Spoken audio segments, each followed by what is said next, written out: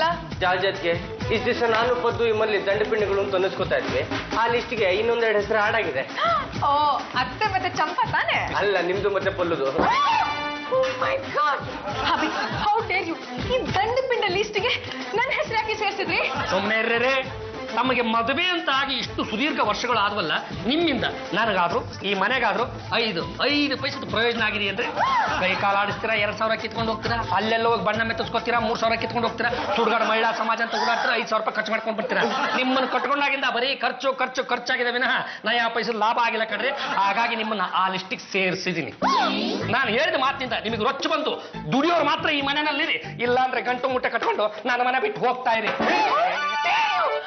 ನೋಡೆ, ನೀನು ಅವ್ರ ವಿರುದ್ಧ ಪ್ರೊಟೆಸ್ಟ್ ಮಾಡ್ಬೇಕು. ಆ ಅಣ್ಣನಿಗೆ ಚೆನ್ನಾಗಿ ಲೆಸನ್ ಟೀಚ್ ಮಾಡ್ಬೇಕು. ಅದ್ ಹೇಗೆ ಅಂತ ಸ್ವಲ್ಪ ಹೇಳ್ಕೊಡಿ.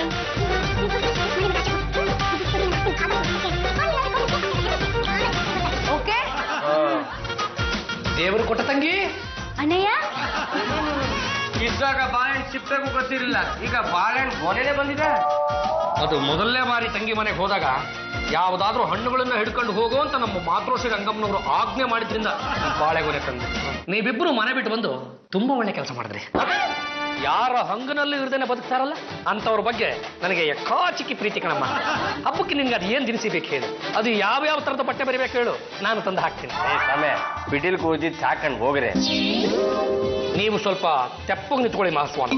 ನಾನೀಗ ಬಂದಿರೋದು ನಮ್ಮ ದೇವರ ಕೊಟ್ಟ ತಂಗಿ ಜೊತೆ ಮಾತಾಡೋದಕ್ಕೆ.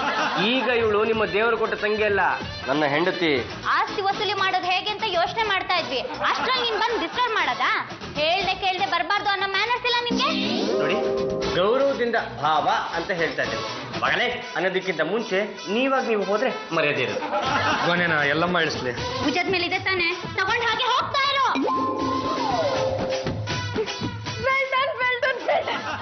ಅದಕ್ಕೆ ಕೋಪದಲ್ಲಿ ಅಣ್ಣಂಗೆ ತುಂಬಾ ಹಾರ್ಷಾಗಿ ಮಾತಾಡ್ಬಿಟ್ಟೆ ಅನ್ಸುತ್ತೆ. ಅಲ್ಲೂ ಇನ್ನೂ ಹಾರ್ಷಾಗಿ ಮಾತಾಡ್ಬೇಕಾಗಿತ್ತು.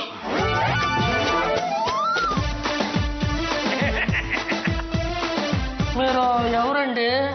ಮೈಸೂರು ಬಿಟ್ಟನ್ ಮೂರ್ತಿ ಹೆಂಗೆ ಮೀರಿ ಅವರಂడి. రెడ్డి అందరూ నన్న ఆంధ్ర రెడ్డి గారు ಅಂತ ಕರೀತಂದ್ರು. ಡ್ರೈವರ್ ರಹೀಂ ರಪ್ಪ ಬಲ ಸಾರ್, ಇವನು ಮಂಚು ಪಿಲ್ಲಕಾಯಿ. ಇವನಿಗೆ ನಾವು ಏನಾದರೂ ಸಹಾಯ ಮಾಡಬೇಕು. ಒಂದು ಕೆಲಸ ಮಾಡಂడి, ಇವನು ಹಿಂಗೆ ಪೋ, ಅವನು ಏನು ಕೆಲಸ ಮಾಡ್ಬೇಕಂತ ಹೇಳ್ತಾನೆ. ಏನ್ ಮಾಡ್ಬೇಕು ಸರ್? ಲಾರಿಲಿ ಲೋಡು ಮಣ್ಣು ವస్తుంది, ನೀನು ಅದನ್ನ ಮಾರ್ಕೊಂಡ್ಬರ್ಬೇಕು. 1 ಲೋಡ್ಗೆ 2 ಲಕ್ಷ ಸಿಕ್ತುಂದಿ, ಅದರಲ್ಲಿ ನಿಂಗೆ 25% ಕಮಿಷನ್. ಕಡಿಮಣ್ಣು 2 ಲಕ್ಷ. ನಿಲ್ಸ ಬರ ಇಲ್ಲಿ, ಇಳ್ಸಲ್ಲಿ. ಏನಾದ ಗಣಿಮಣ್ಣು ಸರ್, ಸರ್ಕಾರಕ್ಕೆ ಮಣ್ಣೆರ್ಚಿ ನೀವು ಬಿಸ್ನೆಸ್ ಮಾಡ್ತಾ ಇದ್ರಲ್ಲ, ನಿನ್ನ ದೊಡ್ಡ ಬಿಡ್ಬೇಕಾ? ನಿಂತ್ಕೊಳ್ಳೋ, ಅಲ್ಲಿ ನಿಂತ್ಕೊಳ್ಳೋ. ನಡಿಯೋ ಮನೆಗೆ. ಯಾಕ ಎಲ್ಲರ ಸಮ್ಮುಖದಲ್ಲಿ ನಿನ್ನನ್ನು ಅರೆಸ್ಟ್ ಮಾಡಕ್ಕೆ?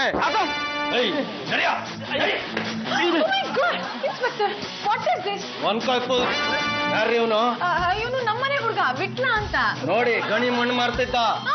ವಿಟ್ಲ? ರಿಯಲಿ? ಹೌದು ಜಾಜತ್ತೆ, ಆಂಧ್ರದಿಂದ ಯಾರೋ ರೆಡ್ಡಿಗಾರು ಅಂತ ಬಂದಿದ್ರು.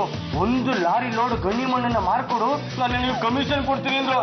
ಏನಪ್ಪ ನೀವ್ ಮಾಡೋದ್ ಒಂದೊಂದ್ ಕೆಲ್ಸನ ಹೋಗಿ ಮಣ್ಣು ತಿನ್ನದ? ಕೊಲ್ಲು, ನಾ ಮಣ್ಣು ತಿಂತಿರ್ಲಿಲ್ಲ, ಮಣ್ಣು ಮಾರ್ತಾ ಇದ್ದೆ. ಸುಮ್ಮನಿರಪ್ಪ. ಅಣ್ಣಯ್ಯ, ನಮ್ಮ ಯಜಮಾನ್ರು ಗಣಿ ಮಣ್ಣು ಬಿಸ್ನೆಸ್ ಅಲ್ಲಿ ಸಿಕ್ಕಾಕೊಂಡಿದ್ದಾರೆ. ನನಗೂ ವಿಷಯ ಈಗ ತಾನೇ ಗೊತ್ತಾಯ್ತಮ್ಮ. ಇನ್ನೇನ್ ಜೈಲಿಗೆ ಕರ್ಕೊಂಡು ಹೋಗ್ತಾ ಇದ್ದಾರೆ. ಪಾಪ ಅವ್ರು ಮತ್ತೆ ವಾಪಸ್ ಬರ್ತಾನೋ ಇಲ್ವಾ?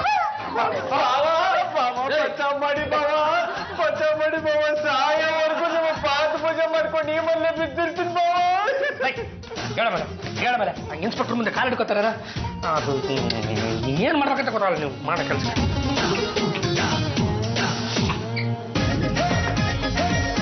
ಅದು ಕೆಂಪರಾಜ್ ಸರ್, ಇದರಲ್ಲೇನೋ ಅಷ್ಟು ದುಡ್ದನ್ನ ಮಡಿಗಿಟ್ಟಿದ್ದೀನಿ. ಇದನ್ನ ಅರ್ಪಿಸ್ಕೊಂಡು ಇವ್ರನ್ನ ಬಿಟ್ಬಿಡ್ಬೇಕು.